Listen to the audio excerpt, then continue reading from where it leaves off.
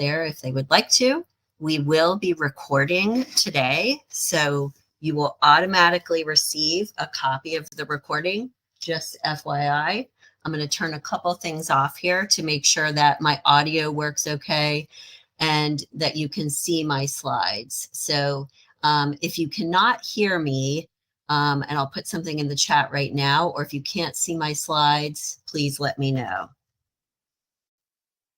And see slides. I'm just going to put something in the chat just to make sure. We had an issue last week with our system, so I want to make sure we're good to go. All right, can everybody hear me okay and see my slides?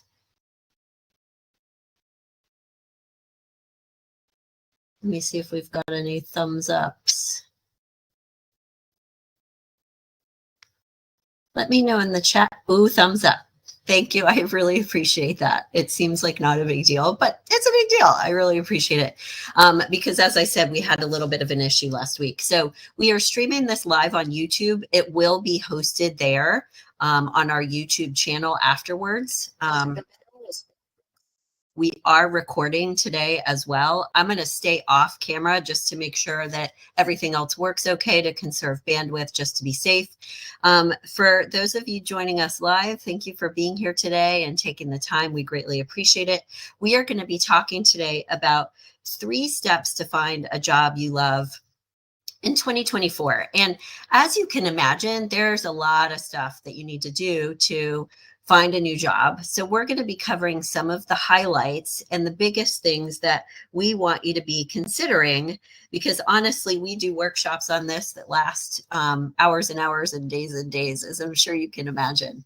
The reason why we feel this is such an important topic is too many people are not satisfied in their careers. If you take a look at this next slide, there's always like a new survey that comes out that tells us, you know, this high percentage of people are not totally happy in their jobs. And we try to help people. We try to have our advice be as real, down to earth, and straightforward as possible through my coaching company. We have coaches all around the country. I've been coaching and training since 2002. I'm a certified career coach, and I have an undergraduate degree from Vanderbilt and the University of Illinois. And we help people figure out whether they need to make a large change in order to find a job they love, a course correction, an industry shift, or just kind of a slight adjustment, or it could be even getting a promotion. And the things that we're going to be talking about today will help you kind of cover all of the bases. But what I'll tell you is, please pick and choose the action steps that make the most sense for you based on the situation that you're in currently and what's important to you in terms of your next career move. So if we take a look at this next slide, obviously there are lots of different reasons why people are either satisfied or unsatisfied at work. The way we work has changed. It changed dramatically, obviously, during and post-COVID. And now we've got AI coming on the forefront here too, which has caused a lot of people to rethink, okay, what should they be doing career-wise in the long run? What we found with our clients, if you look at the right-hand side of this next slide, that people's priorities have changed in a lot of ways, I think, for the better. What we want from work has changed, and the way obviously we perform our jobs is different. So there's a lot of moving parts and a lot of shifting and adjustments that have occurred, you know, voluntarily, but also not voluntarily in the past several years. And we always want our clients to be really proactive about their career planning and being intentional about what they want out of their jobs, so that they're not reacting to the workforce or what happens at their current organization or whatever, but they're being so proactive that they're like crafting their career path all along the way intentionally and creating what they want. As a quick reminder for those who have just joined us, we are going to record this, or we're recording it right now, and we will send you a copy of the recording after the presentation today. So the 3 things that we want to highlight to help you begin to find a job you love, and then obviously we provide coaching services where we'd be happy to help you with this, are our ideal career model, branding yourself, and doing some networking. Because we find that the people who start to tell their network as soon as possible that they may be looking for something new or different are the ones that get the new job the fastest, if you will, or the course correction or whatever it is. So with this first slide, before we dive into the tips, I did want to just say that we always share with our clients that we want you to have the right perspective. And here's the deal here. When you're thinking about a new job this year or beyond, realize that we're not looking for a needle in a haystack, that no job is going to be absolutely perfect. There's always going to be stuff, just being realistic about it, that you may not like as much about what you do. Coworkers that may frustrate you, work environment or a boss that isn't always your favorite person. It's not going to be perfect, but here's what we find is number one, what you're going for is the good parts about your job so far outweigh the things you don't like as much that you barely notice those things. That's kind of your measuring stick, okay? And then the second thing is that when you are choosing or at choice where you're compromising in your career path, you're going to feel that much better. So you want to be at choice about your choices, and you want to go for not perfection, but you know what? The majority of what this job offers to me, I like. And so these other things over here, I can kind of deal with. So using me as a quick example, I can deal with the financial stuff and the data stuff I have to do with my current job, being a business owner and a coach, because all of the other stuff I love so much that when I have to do those things, I can handle it. Why is this important? We already talked about this a little bit. If you take a look at this slide, one of the more recent Gallup reports, nearly 6 in 10 of people out there are quiet quitting or like starting to kind of detach from their job and aren't totally satisfied. And we'd love it if you would complete this quick poll. We're just going to do it in the chat box for time purposes. Where are you on a scale of satisfaction in terms of your job? Are you slightly unsatisfied? So you need to take some time to kind of figure things out, but you're not about to run out the door. Are you unsatisfied enough, obviously, to attend a webinar like this, but you are not going to run out the door tomorrow, but you need it to be like within the next couple of months that you start to make a move? Or are you about to run out the door with your hair on fire? What we want you to consider here is two things from thinking about this poll. Number one of the first steps that we would suggest for you for homework is to separate what works for you at your current job and what doesn't work.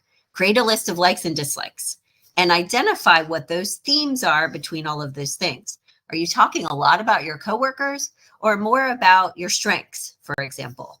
And then the second thing we want you to do is to clarify for yourself, gosh, is some of my dissatisfaction like really just about the clients I'm working with right now or the project I'm working on? And I could probably stay here, but I just need to get through this kind of rough patch. Also, consider how dramatic of a change is needed. So what we find with our clients is that even when some of them, we had a woman who worked at Big Four Consulting, one of those firms. And when she first came to us, she was like, I'm so unhappy. I'm thinking I might need to go be a chef, something completely different. But when it came down to it for her, when she started to think about it more, worked with us through coaching and working on our ideal career model, she realized it was more about the work environment for her. So she decided she wanted to go in-house, be an in-house consultant instead at a company where their culture was going to be a really good fit for her. So different aspects or type of job, different corporate culture too. So the good news is that you can find direction and fulfillment. Remember, as we said a moment ago, you need to have the right perspective. It's not going to be perfect all the time, but you can get, if you follow the steps we're talking about today, and if you start with fulfillment first, as we see on this next slide, you're going to get closer to something that you really, really enjoy than you would otherwise. We always want for people to brainstorm career ideas, thinking about what would be rewarding and fulfilling to them first. And the reason why is it tends to be the hardest thing to define. It's more nebulous and kind of esoteric, if you will, but it also helps people get the most career ideas out of the process. If they start with, well, I'm good at this and I would get paid well, then their thinking is too narrow. So if you define fulfillment first, it's going to help you think outside the box more, and you can narrow down your career choices or the things on that list based on practical considerations over time. But if you do this first, you're going to get closer to something that you'd actually really enjoy. And if you think about it, there are so many jobs out there that we don't even know exist with everything, technology, all the other stuff we were talking about before, that it's worth looking and seeing what's out there, if nothing else, even if you decide I'm going to stay put for a little while longer, or I really need to just make a slight change. Okay. So these are the reasons here why fulfillment we feel is so important. Okay. You need to give yourself some really good brainstorming time, starting with fulfillment first. Then you can use our career model to start to see if any other ideas bubble up to the surface and to narrow down your options as well. Fulfillment is also important because it impacts all aspects of our career fit and satisfaction. For example, studies show that if you're not leveraging your strengths in a job, you're not going to feel fulfilled, the strengths that you want to be using. If you're not in the work environment or the right one, you're not going to be fulfilled, and vice versa. So it really does influence, and all of the other pieces influence it, and vice versa. And obviously we spend a lot of time at work, so we want to be satisfied at our jobs. Let's look at the career model for just a second here. We want you to look at fulfillment first. We'll tell you how to start doing that as we go today. We want you to look at your most enjoyable tasks, and that can help you brainstorm career ideas as well. Look at your top 5 strengths and those transferable skills as well. Think about your past education at your alma mater. Were there classes that you actually kind of forgot about, but you really enjoyed? Or does that help you kind of solidify some of your ideas because you liked more certain classes more than others? Your experience can tell you where are the highlights of my professional experience and where are the lows. That can give you clues to some of these things. And finally, last but not least, and very important, are what's your personality type and how does that influence the role that you should be in, the organization that you're in, and the type of people that you work with and for. What's the work environment? Are the values of your organization aligned with your values? Do you work in the right location for you? Remote, hybrid, in-person, etc. What's your boss like? All that good stuff. And compensation, critically important as well. So if you take a look at this, we really brainstorm ideas in fulfillment, enjoyment, and we still do it with strengths, education, and experience. But even with this strengths piece, education, and experience, we start to narrow our ideas down based on what you're going to be qualified for. So those specific pieces of the model are kind of 2 birds with 1 stone. How can we define fulfillment? Let's talk about that for just a second on this next slide. This is the hardest one to define, and it usually takes us a little bit more time with our clients. We want you to think about what some of your values might be, and clues to defining your values are listed on this slide. You can write for 5 minutes about what does success mean to you and how do you define it. You can dig underneath your interests and your hobbies, the things that you do outside of work or even inside of work where you lose track of time and you really enjoy them. There are clues to values in those things. Why are those appealing to you? Even if, let's say, you're a photography buff or an artist, or, you like to do puzzles, Sudoku and stuff like that, even though you may not be able to, I should say, get paid to do those things, or you may not be able to make enough money doing those things. Looking and thinking underneath those about why they're appealing to you can give you clues to some values. Finally, think about your ideal day at work. We have some clients that will create a vision board if they're more visual people. Other people will write this out and journal about it. And if you think about and noodle on a peak experience for you in your life, a personal one, we like to start with personal first, and you write down why that experience was cool for you, that can give you some possible clues to what some of your values are. The reason why values are so important to helping you understand what this fulfillment piece of the model looks like for you is that values are our guideposts to fulfillment. They're a subconscious way that we make decisions, and we want you to start bringing them to the forefront and making decisions more consciously with them. aligning your life and career with those values as much as possible. It's not going to be perfection and you can't always do the exact thing. But when you're thinking about the right career path for you, what types of tasks do you really want to be performing that are going to give you that fulfillment? And finally, just really quickly, values are not ethics or morals. Some of your values could be this, but values tend to be bigger than those things for you as a person. Values are things that when you take action in alignment with them or do something that honors your values, you feel really lit up inside and like you're in the flow. Love to know in the chat box as we continue here, how many people know what their career values are? The cool thing that I've been finding over the past year or so, which I think is a great outcome, one of the silver linings of everything that's happened in the past several years is that people really are thinking about what's important to them, and more people know what their values are, which is good.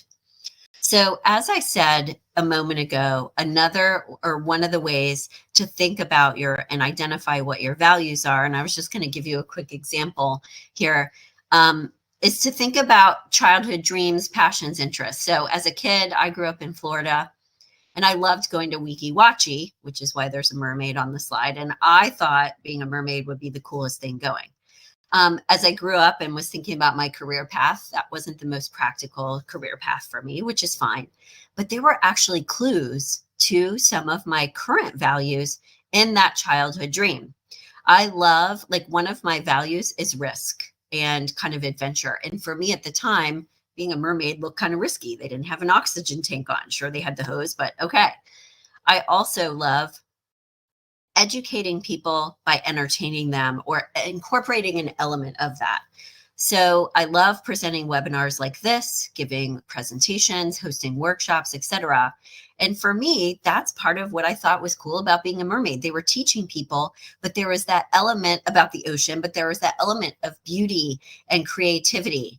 And I love creating my slides for these types of presentations. So things that kind of carried throughout my adulthood. Let's look at the career model in just a little bit more depth, because in this instance, when we're looking at our second step here with the model, we really want you to dig deeper into what all of these pieces mean for you in order to define the right career path and direction for 2024 and beyond. But it also, looking at these things, especially understanding what your values are, what your strengths are, your education, your experience, and your personality type can help you understand what your brand is too, to help sell you for this new direction. Okay. So we recommend when you're working on your elevator speech and working on your brand, you incorporate those different pieces of the model. Okay. And some of the things that you want to consider as you're brainstorming career ideas and also thinking about your brand: what strengths you want to continue to leverage versus maybe new ones you want to add to the hopper? What are your transferable skills and how can you market them? Keeping in mind too how important work environment is for your satisfaction, and that sometimes that's the problem for people. They may be in the right role, even in the right job, but they're at the wrong company or in the wrong industry, and how big of a deal that can be for you. Okay. So take time to consider each piece of the model. We actually have a really fantastic workbook that we sell by itself, and that's a lower cost option to our coaching services. It helps you walk through in depth and answer what each of the career model pieces mean for you. And if you're interested in our coaching services as well, or even the workbook, I should say anything, feel free to set up a free call with me. I'd be happy to talk with you. We do give a discount for GSU alum as a thank you for being a partner with them, which we have for just over a year now, which has been fantastic. You email us at admin@createyourcareerpath.com. I'll put that in the chat box in just a moment. You can ask us any questions about anything we offer, but really dig deep into that career model for me, please, because it will help you stay on, like, not go off track and choose something that's not going to get you the satisfaction that you want. And I'm putting right now in the chat box the email address to learn more about coaching. The third thing we want you to start to do is to see what else is out there as part of your brainstorming and figuring out, okay, what would be a job I love that I want to start to move into? And what we want you to do to see what else is out there and do some research is a 3-step process that we have our clients do.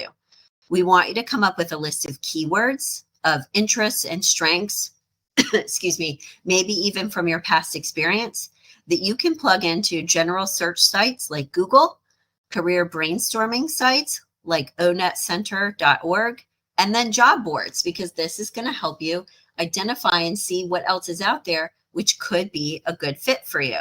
And we'd love to hear in the chat if anyone has brainstormed ideas before, just like online on, Google or whatever it is.